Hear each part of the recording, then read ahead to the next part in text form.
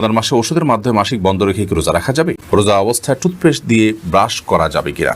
রমজানে গোসলের সময় যদি কানের ভেতর পানি প্রবেশ করে তাহলে কি রোজার কোনো সমস্যা হবে? স্বামীর জাকাত এবং স্ত্রীর জাকাত কি আলাদা? রোজা রেখে ফোনে কথা বলা যাবে কিনা? অবস্থায় তেল, সুরমা, আতর ইত্যাদি ব্যবহার করলে নখ বা চুল কাটলে কি রোজার কোনো ক্ষতি হবে?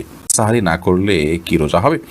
রমজান মাসে মহিলারা রান্না করার সময় কি লবণ চেক করতে পারবেন? জাকাতের টাকা থেকে কি এতিমখানা দান করা যাবে? ইনসুলিন বা ইনজেকশন নিলে কি রোজা ভেঙে যায়? রোজা রাখা অবস্থায় পিরিয়ড হয়ে গেলে করণীয় কি? পিরিয়ড অবস্থায় বাচ্চাকে মায়ের দুধ খাওয়ানো যাবে কিনা? মসজিদে 20 রাকাত তারাবির নামাজ হয়, আমি যদি 8 রাকাত পরে চলে আসি তাহলে কোনো গুনাহ হবে কিনা? গোসল ফরজ অবস্থায় গোসল না করে কি সাহারি খাওয়া যাবে? সাহারিতে আজান চলাকালীন সময় কি পানি পান করা যাবে? এমনি শাহরিয়ার ইসলাম লিখেছেন, রমজানে গোসলের সময় যদি কানের ভেতর পানি প্রবেশ করে তাহলে কি রোজার কোনো সমস্যা হবে? সামান্য পানি যদি কানের ভিতর যায় এবং সেটা যদি আপনি ঝেড়ে ফেলে দিতে পারেন, শেষ যদি আপনার থাকে তাহলে ইনশাআল্লাহ রোজা হয়ে যাবে, রোজার ক্ষতি হবে না। শান্তনা এভাবে লিখেছেন, স্বামীর জাকাত এবং স্ত্রীর জাকাত কি আলাদা? জি, প্রত্যেকের জাকাত হিসাব আলাদা। আলী কদর লিখেছেন, রোজা রেখে ফোনে কথা বলা যাবে কিনা? যাবে। খুব অতিরিক্ত কথা, অপ্রয়োজনীয় কথা বলা রোজার সাথে যায় না, কিন্তু প্রয়োজনীয় কথা তো বলতেই পারেন। এর পরের প্রশ্ন হলো, রোজা অবস্থায় তেল, সুরমা, আতর ইত্যাদি ব্যবহার করলে নখ বা চুল কাটলে কি রোজার কোনো ক্ষতি হবে? রমাদান মাসে রোজা অবস্থায় তেল, সুরমা, আতর এগুলো ব্যবহার করলে রোজার কোনো ক্ষতি হবে না। ঠিক একইভাবে চুল, নখ ইত্যাদি কাটলেও সিয়ামের কোনো ক্ষতি হবে না, কারণ এগুলোর কোনোটাই খাদ্য কিংবা খাদ্যের সাথে সাদৃশ্যপূর্ণ কোনো বিষয় নয়। যদি আপনি রোজা রেখে খাদ্য গ্রহণ করেন, পানীয় গ্রহণ করেন, কিংবা খাদ্য বা পানীয়ের কাজ দেয় বা এটার সাথে সাদৃশ্য হয়, এরকম কোনো কিছু আপনি করেন, তাহলে সেক্ষেত্রে সেটি সিয়াম ভঙ্গের কারণ হবে।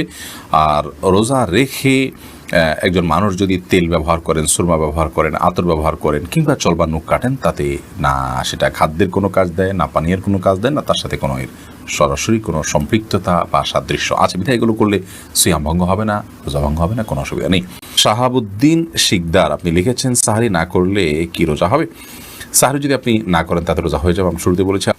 এর পরের প্রশ্ন হলো, রমাদান মাসে মহিলারা রান্না করার সময় কি লবণ চেক করতে পারবেন?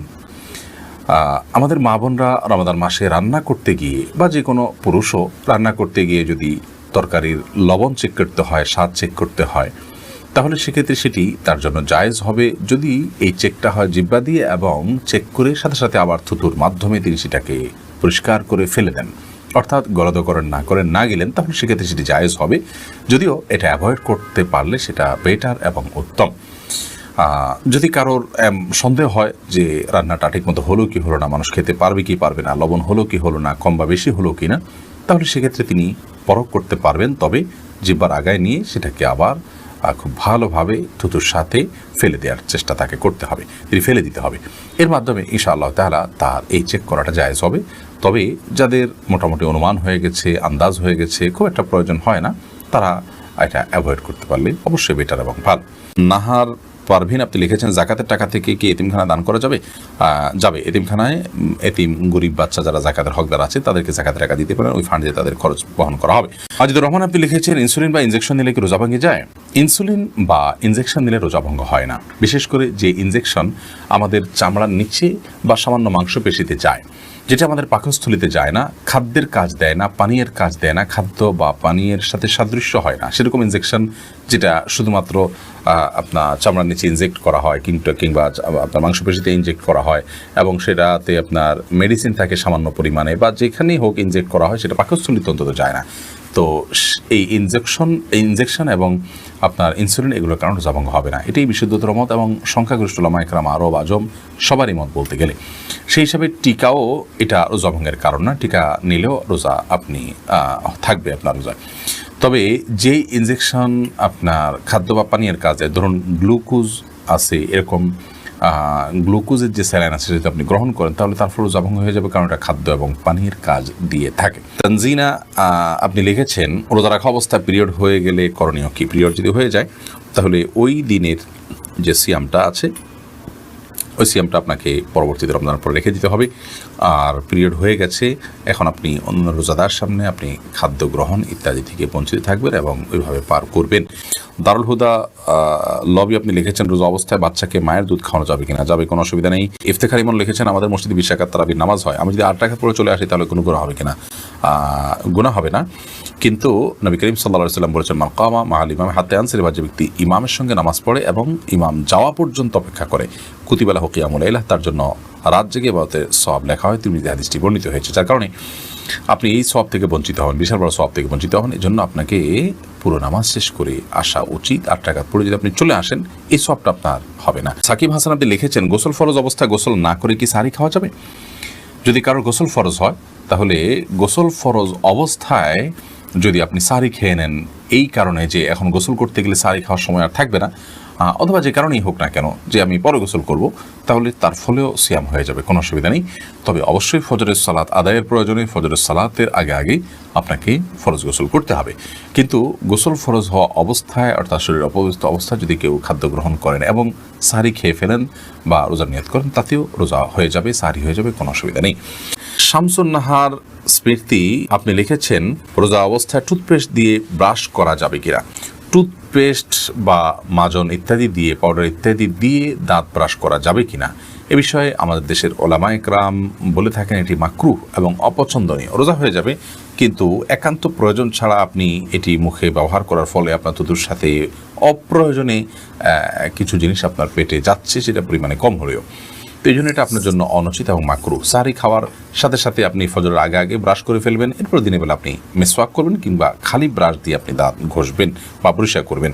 যদিও সৌদি আরবের স্কলারগণ এবং ওলামায়ে কেরাম এটিকে মাকরুহ বলেন না, তারা এটাকে জায়েজ বলেন। কিন্তু মাকরুহ হওয়াটা, অপছন্দনীয় হওয়াটাই হলো অধিকতর যুক্তিযুক্ত, কারণ টুথপেস্ট এটি আমাদের থুতুর সাথে ভেতরে চলে যায়, হোক না সেটা পরিমাণে কম, তো এটিতে একান্ত প্রয়োজন নাই।